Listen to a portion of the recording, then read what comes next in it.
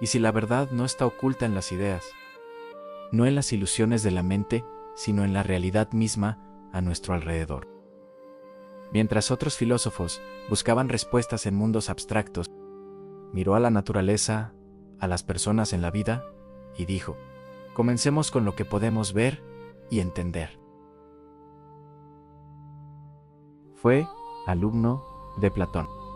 Sin embargo, se atrevió a discrepar con su maestro.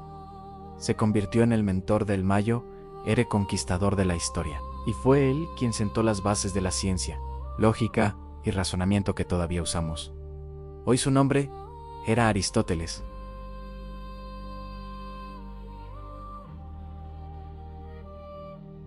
Nacimiento y orígenes. Aristóteles nació en 384 a.C. En la pequeña ciudad de Estagira, en Macedonia. Su padre Nicómaco fue médico en la corte del rey macedonio. Esto significaba que desde la infancia, Aristóteles creció entre personas que estudiaron la salud corporal y la naturaleza. A diferencia de muchos filósofos atenienses, aprendió temprano a ver el mundo como algo a estudiar.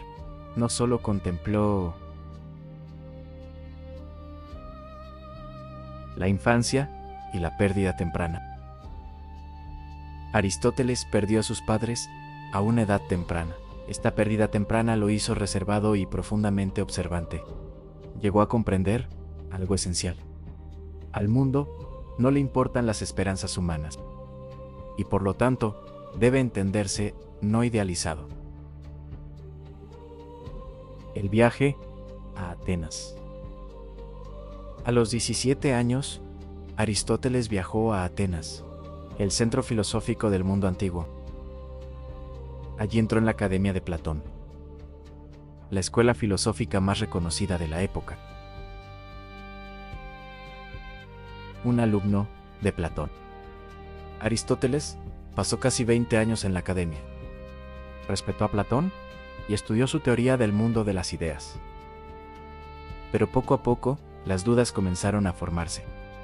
Platón afirmó que la verdadera realidad existe en las ideas. Aristóteles respondió: ¿pero cómo podemos entender las ideas sin estudiar primero el mundo real?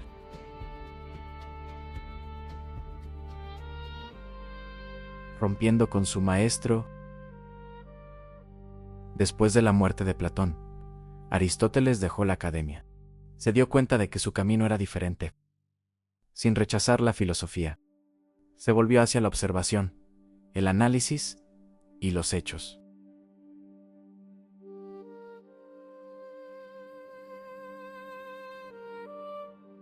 Aristóteles fue invitado a Macedonia para convertirse en tutor de un joven príncipe Alejandro, que luego sería conocido como Alejandro Magno.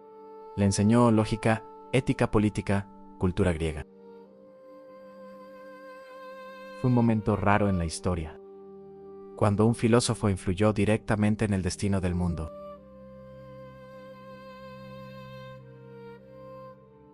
Regreso a Atenas. Al regresar a Atenas, Aristóteles fundó su propia escuela, el Liceo, a diferencia de la Academia de Platón. La filosofía aquí se practicaba en movimiento. Los estudiantes caminaban, debatían y observaban. Así nació la escuela peripatética, una filosofía de la realidad. Aristóteles argumentó que la verdad comienza con experiencia. Estudió animales, plantas, la estructura del cuerpo, comportamiento humano. De muchas maneras, se convirtió en el primer científico de la historia. Lógica y pensamiento.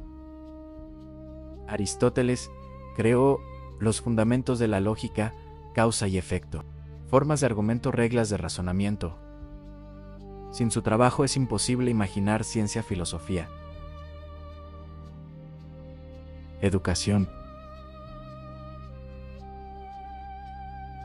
Ética y felicidad. Para Aristóteles, la felicidad no era placer, sino la realización del potencial humano. Presentó la idea del medio dorado, el equilibrio entre extremos. entre miedo e imprudencia, entre codicia y derroche. Política y sociedad. Aristóteles estudió diferentes formas de gobierno. Comparó sistemas políticos y llegó a una conclusión fundamental. Los seres humanos son criaturas sociales.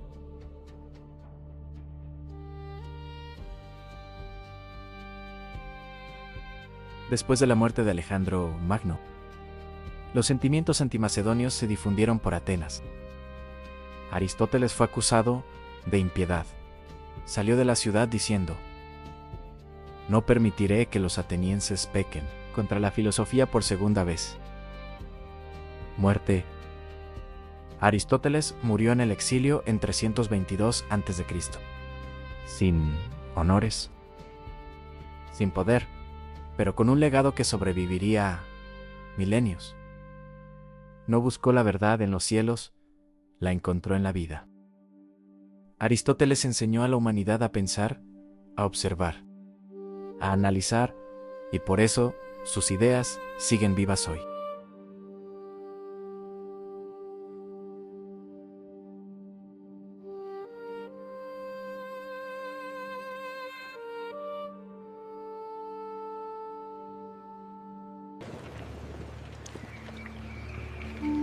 Diógenes, el filósofo que lo rechazó todo.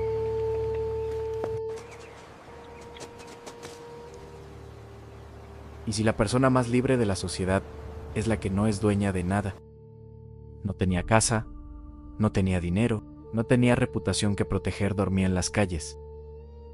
Se burlaba de los reyes, insultaba a los filósofos y vivía exactamente como le gustaba. Algunos lo llamaban loco, otros lo llamaban peligroso. Pero Diógenes creía que la mayoría de la gente vive encadenada. Cadenas hechas de dinero, estatus y valores falsos. Esta es la historia del filósofo que rechazó la civilización misma. Su nombre era Diógenes de Sinope.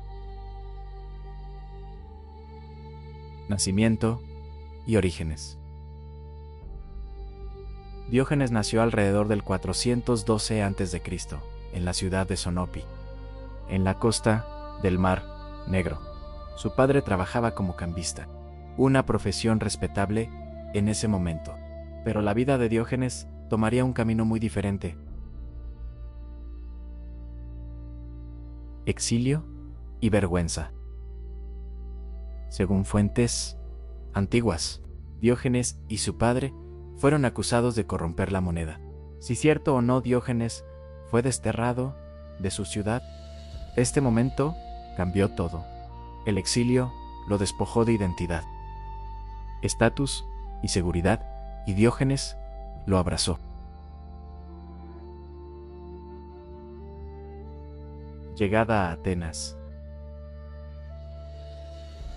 Diógenes llegó a Atenas, el centro intelectual del mundo antiguo. Aquí los filósofos debatieron verdad, virtud y felicidad. Diógenes los miró y se rió.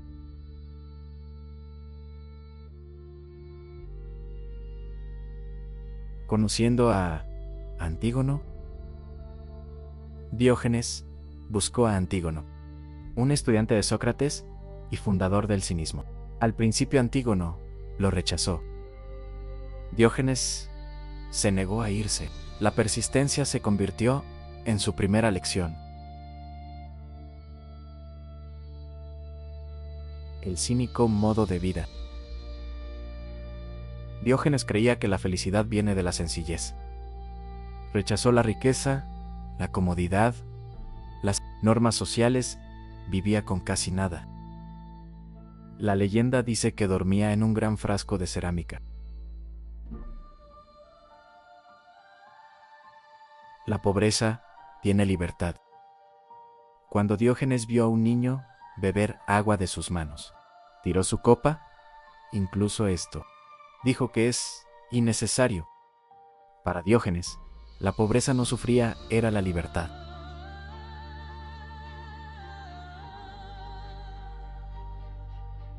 La verdad desvergonzada.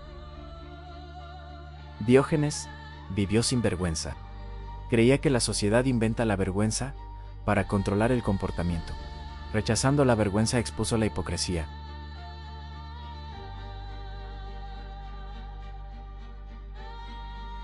Burlándose del poder. Diógenes se burló de los políticos, élites y filósofos. Una vez caminó por Atenas a la luz del día con una lámpara diciendo: «Busco un hombre honesto». La broma cortó profundamente. Diógenes y Alejandro Magno.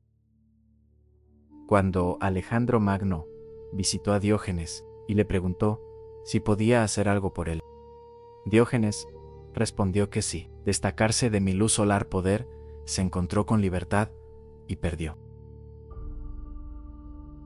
Filosofía en acción. Diógenes no escribió nada. Su filosofía no era teoría, era comportamiento. Creía que la virtud debe vivirse. La verdad debe mostrarse. Enemigo de la civilización. Diógenes creía que la civilización corrompe la naturaleza humana. Leyes, costumbres, lujo, todas las distracciones de la virtud. Se llamó a sí mismo ciudadano del mundo. Vejez y muerte. Diógenes vivió hasta la vejez. Incluso en la muerte, leyendas lo siguieron. Algunos dicen que pidió ser enterrado boca abajo. Otros dicen que murió riendo.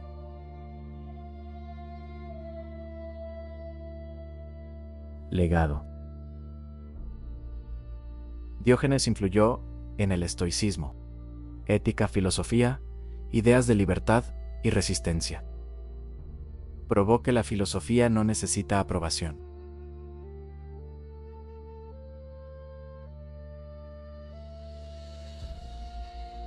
Diógenes hizo una pregunta que todavía duele. ¿Y si todo lo que quieres es lo que te mantiene sin libertad?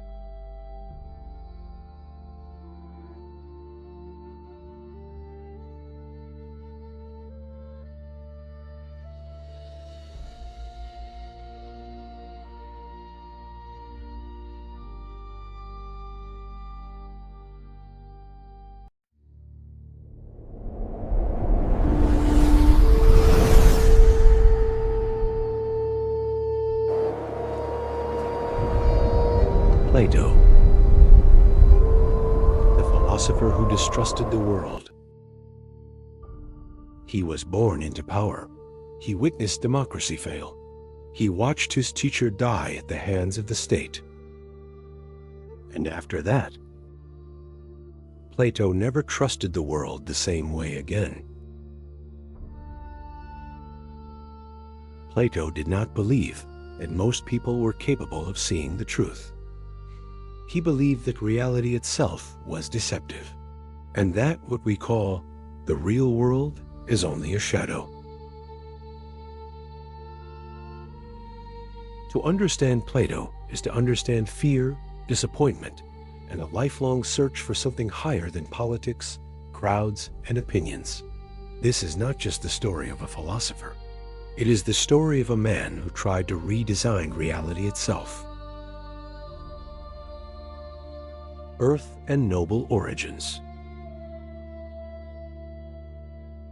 Plato was born around 427 BCE in Athens during a time of political power and cultural brilliance. Unlike Socrates, Plato was born into wealth and aristocracy. His family was connected to influential political figures. From birth, Plato was expected to rule, to lead, to participate in public life. His original name was Aristocles.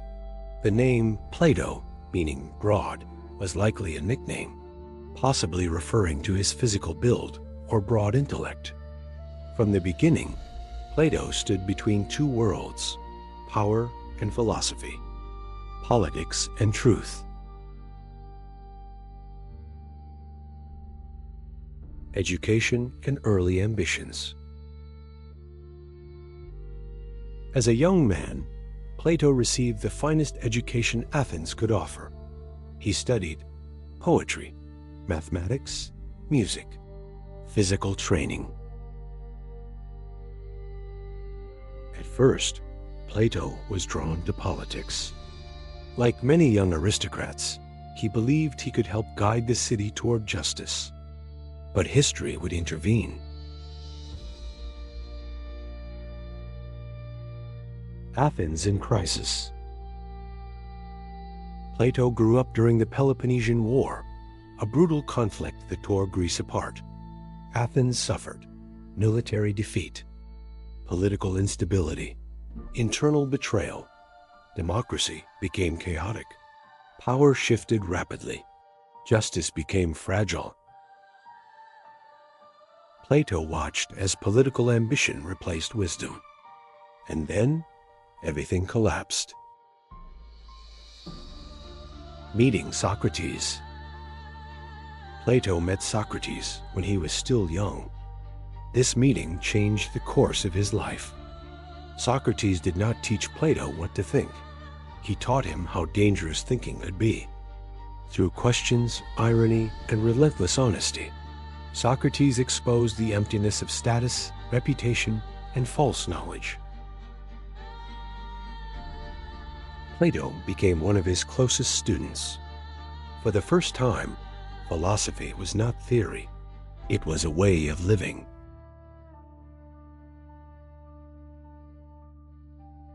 The execution of Socrates, a breaking point. When Athens sentenced Socrates to death, Plato was devastated. The city he loved had executed the wisest man he knew. This moment shattered Plato's faith in democracy. From then on, Plato believed, a society ruled by opinion will destroy truth. Socrates' death became the emotional core of Plato's philosophy. Leaving Athens. After the execution, Plato left Athens. He traveled widely, to Egypt, to southern Italy, to Sicily. He studied mathematics, religion, and political systems. Plato was searching, not just for knowledge, but for order.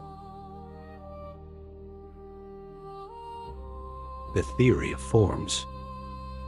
During these years, Plato developed his most famous idea, the theory of forms. He argued that the world we see is imperfect. True reality exists beyond the senses. According to Plato, a chair is only a shadow of the form of a chair. Beauty, justice, and truth exist independently of objects. The physical world, he believed, is unreliable. Only reason leads to truth.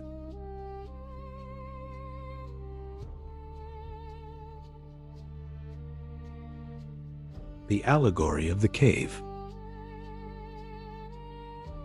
Plato illustrated his philosophy through stories. The most famous is the allegory of the cave. People are chained inside a cave, watching shadows on a wall. They believe the shadows are reality. When one person escapes and sees the real world, he returns to tell the others. They reject him. Plato believed this was the human condition.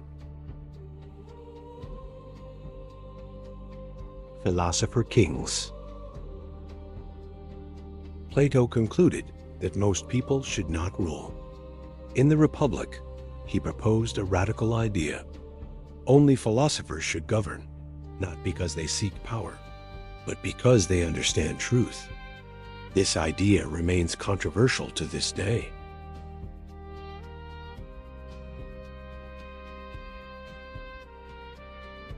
The Academy.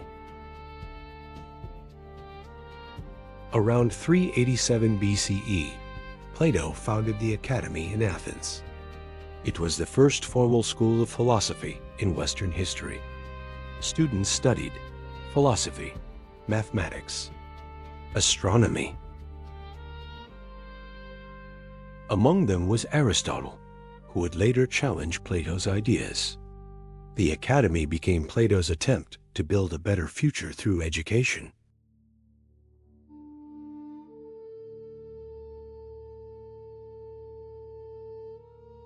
Personal life. Plato never married and had no known children.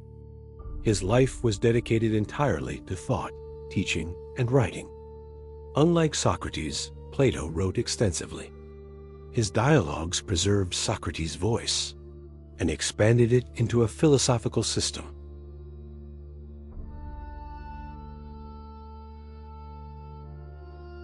Disappointment with reality. Plato never fully trusted the world. He believed. Most people prefer illusion. Truth is uncomfortable. Society resists wisdom. This pessimism runs through all his work. Yet he never stopped teaching.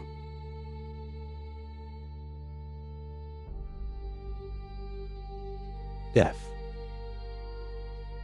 Plato died around 347 BCE, likely in Athens.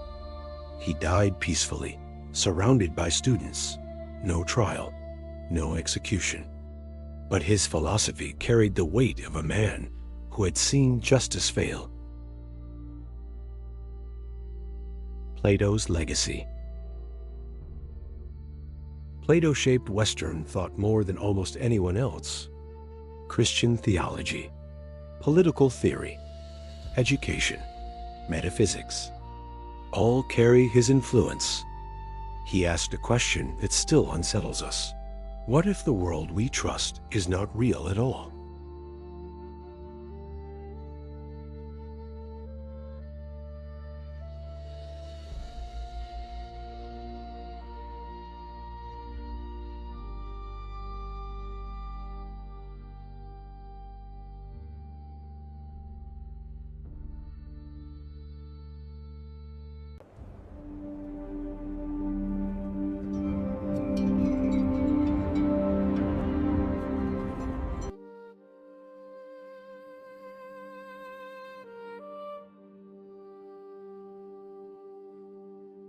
¿Qué pasa si el sufrimiento no es causado por los acontecimientos, sino por cómo reaccionamos a ellos? ¿Qué pasa si el dolor es inevitable, pero la miseria es opcional? Un filósofo vivió en el centro del poder, riqueza y peligro, y sin embargo habló más de calma, disciplina y libertad interior que nadie. Su nombre era Séneca.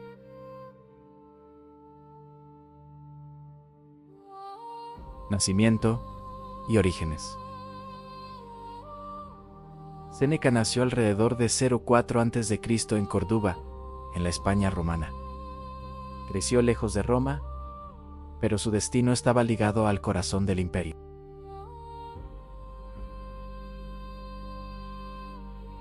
Educación temprana. Cuando era joven, Séneca fue enviado a Roma. Estudió filosofía retórica y estoicismo desde el principio. Su salud era frágil. La enfermedad lo obligó a enfrentar el sufrimiento temprano en la vida. Filosofía estoica. El estoicismo enseñó a Séneca una idea central. No podemos controlar los eventos, pero podemos controlar nuestra respuesta a ellos. Esta idea se convirtió en la base de su pensamiento. Exilio. El éxito de Séneca trajo peligro. Acusado de conspiración política, fue exiliado a la isla de Córcega. Durante 8 años, vivió aislado. Allí aprendió que la libertad puede existir incluso sin poder o estatus.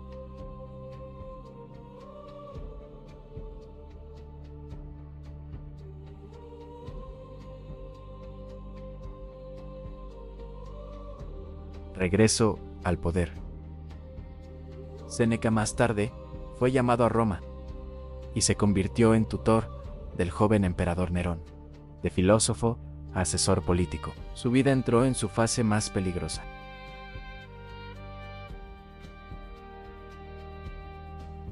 Riqueza y contradicción. Séneca era rico, muy rico. Los críticos lo acusaron de hipocresía, Pero Séneca argumentó que la riqueza no es el mal, el apego a ella es la ira.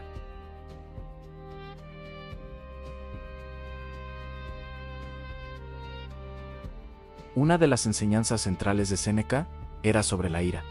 La ira, dijo, es una locura temporal, destruye la razón y esclaviza la mente.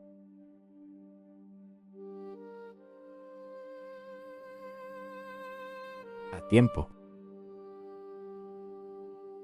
Séneca creía que el tiempo era nuestro recurso más preciado. La vida es larga, escribió, si sabes cómo usarlo en el sufrimiento.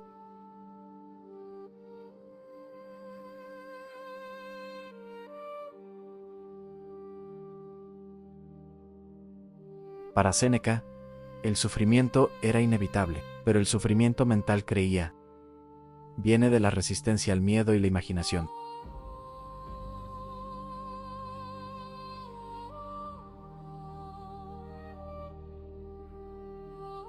Como Nerón, se volvió más inestable. Séneca trató de retirarse del poder, pero el poder no se libera fácilmente.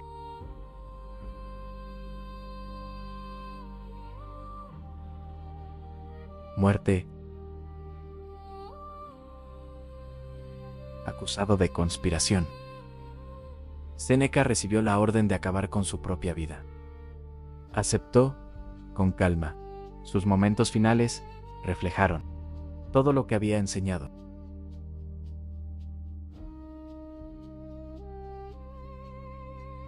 Séneca hoy. Séneca nos recuerda que no controlas el mundo, pero te controlas, y ahí es donde comienza la libertad.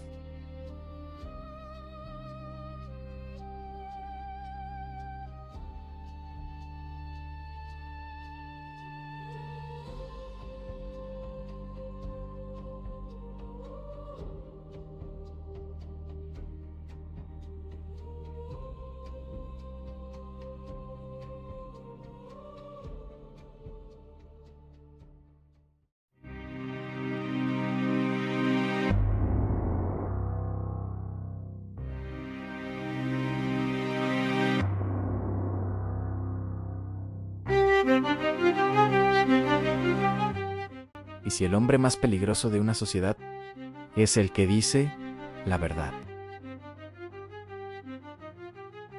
Una vida que se negó a estar en silencio. Hay momentos en la historia en los que una sola voz humana se hace más fuerte que toda una ciudad, no porque esa voz gritara, sino porque se negó a mentir. Sócrates vivió en una época en la que Atenas se autodenominaba la mayor democracia del mundo, una ciudad de libertad, una ciudad de debate y progreso artístico. Y sin embargo, esta misma ciudad condenó a muerte a uno de sus propios ciudadanos. No por violencia, no por traición, sino por hacer preguntas. Sócrates no escribió libros, él no construyó monumentos, no dirigía ejércitos. Lo que hacía era mucho más peligroso. Hizo que la gente se sintiera incómoda con un hombre sin estatus. Sócrates no nació poderoso. Venía de una familia modesta. Su padre era escultor. Su madre, una comadrona. Este detalle importa porque, pues más tarde, Sócrates describiría su propio método de enseñanza como partería, no dar a la gente conocimiento, pero ayudándolos a dar a luz a sus propias ideas. No se vestía bien, no le importaba la riqueza. Caminó descalzo por las calles de Atenas.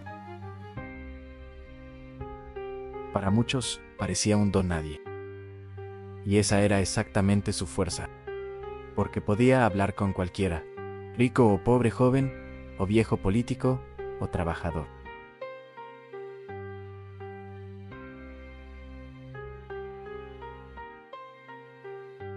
Y les hizo a todos la misma pregunta. ¿De verdad sabes lo que crees que sabes? La pregunta más peligrosa. Atenas valoraba la retórica como el arte de la persuasión. La gente fue entrenada para hablar bellamente, convincentemente, con confianza. Sócrates desconfiaba de todo eso. Él creía que la confianza sin verdad era veneno. Así que en lugar de enseñar respuestas, enseñó preguntas. Se acercaba a la gente en espacios públicos, el mercado, los gimnasios, las calles, y él hacía preguntas sencillas. ¿Qué es la justicia? ¿Qué es el coraje? ¿Qué es la bondad? Al principio, la gente respondió fácilmente con confianza. Pero luego, Sócrates preguntaba una y otra vez, hasta que su certeza se derrumbó. Y en ese colapso, apareció algo aterrador. En realidad no sabían por qué esto era tan amenazante. Sócrates no humilló a la gente por crueldad. Él creía que admitir la ignorancia era el comienzo de la sabiduría. Pero Atenas no escuchó sabiduría, Atenas escuchó peligro. Porque cuando la gente se da cuenta de que realmente no entiende la justicia, empiezan a cuestionar las leyes. Cuando dudan de su comprensión de la virtud, empiezan a cuestionar a los líderes. Cuando dejan de fingir saber, dejan de obedecer ciegamente. Sócrates no estaba atacando individuos. Estaba sacudiendo los cimientos de la seguridad social. La voz interior. Sócrates a menudo hablaba de algo inusual. Un daimonion, una voz interior, no una voz que le dijera qué hacer, pero una voz que le advirtió cuando estaba a punto de hacer algo mal. Nunca lo ordenó, solo lo restringió. Esta voz interior no lo hizo poderoso. Lo hizo cuidadoso y profundamente leal a su conciencia. Sócrates creía que, obedeciendo la brújula moral era más importante que obedecer a cualquier autoridad. Incluso el Estado, una ciudad en guerra, con misma Atenas, no estaba en paz. Había soportado guerras, inestabilidad política, miedo al colapso interno. En tiempos como estos, las sociedades buscan a alguien a quien culpar, alguien que no encaja con alguien que se niega a jugar el juego. Sócrates era viejo, intransigente, no impresionado por el poder. Influyó en los jóvenes, no diciéndoles qué pensar, sino enseñándoles a cuestionar. Eso solo fue suficiente para hacerlo peligroso. La acusación, eventualmente, Atenas decidió actuar. Sócrates fue acusado de 2 delitos: corrompiendo a la juventud, no creer en los dioses de la ciudad. En otras palabras, se le acusó de enseñar a la gente a pensar por sí misma y de seguir su conciencia sobre la tradición. El juicio fue público y Sócrates no rogó, no halagó a los jueces. Él no pidió piedad. Hizo algo impensable. Habló honestamente.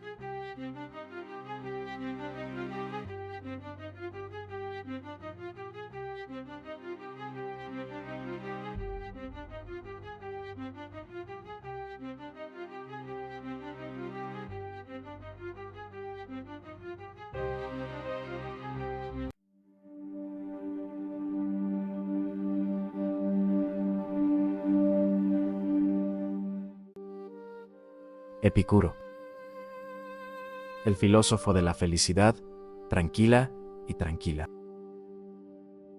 ¿Y si la felicidad no se trata de placer, éxito o emoción? ¿Y si la vida más feliz es la más tranquila? En un mundo obsesionado con riqueza, poder y deseo, un filósofo se atrevió a decir algo radical. La felicidad es simplemente la ausencia de dolor y miedo. No persiguió el lujo, No buscó la fama. Enseñó a la gente a vivir sin ansiedad. Su nombre era Epicuro.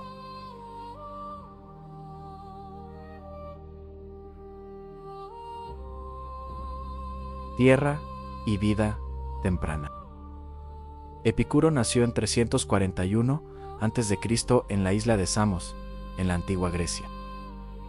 Su familia era pobre desde temprana edad.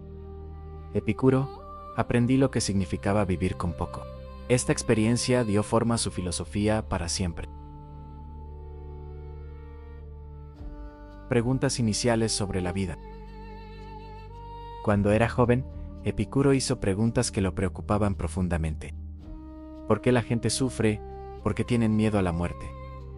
¿Por qué el deseo nunca parece terminar? Notó que la mayoría del dolor no venía de la realidad misma, sino del miedo, creencias y deseos innecesarios. Viaje y estudio. Epicuro viajó por el mundo griego, estudiando diferentes escuelas filosóficas, pero ninguna de ellas le dio paz, así que decidió construir su propio camino.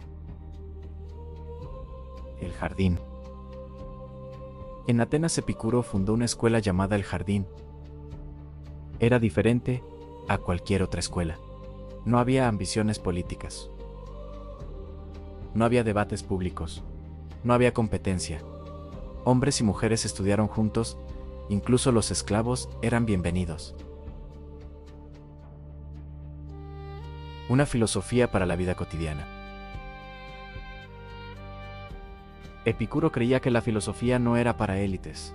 Su propósito era simple: ayudar a las personas a vivir sin sufrir la filosofía.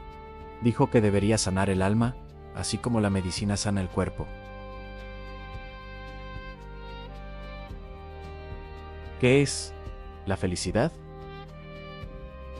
Epicuro definió la felicidad como ataraxia, calma interior, no emoción, no placer en exceso, sino paz. Verdadera felicidad significa una mente tranquila, un cuerpo libre de dolor, libertad del miedo. Deseo, la fuente del sufrimiento. Epicuro dividió los deseos en 3 tipos: comida natural, innecesaria, refugio, amistad. Natural, pero innecesaria, lujo. Comida, comodidad, deseos vacíos, riqueza. Fama, poder y vara, más sufrimiento, dijo, viene del tercer tipo. Placeres simples. Epicuro vivió simplemente pan, agua, amistad, conversación. Estos fueron suficientes. Dijo famoso, envíame una olla de queso que pueda festejar. Amistad. Sobre todo, para Epicuro la amistad fue el mayor placer. No romance, no poder, sino confianza y compañía. Una persona sabia que creía que nunca vive sola. El miedo a la muerte. Epicuro desafió el miedo más profundo de la humanidad. Dijo que la muerte no es nada para nosotros. ¿Por qué? Porque cuando existimos, la muerte no está presente. Y cuando la muerte está presente, ya no existimos. El miedo a la muerte, argumentó, arruina la vida. Los dioses y el universo. Epicuro no negó a los dioses, pero creía que no interferían en la vida humana. La naturaleza siguió sus propias leyes. Esta idea liberó a las personas del miedo al castigo divino. Una vida tranquila. Epicuro evitó la política, el poder. Creía que traía ansiedad. Su consejo era simple: vivir desapercibido. Una vida tranquila es una vida libre.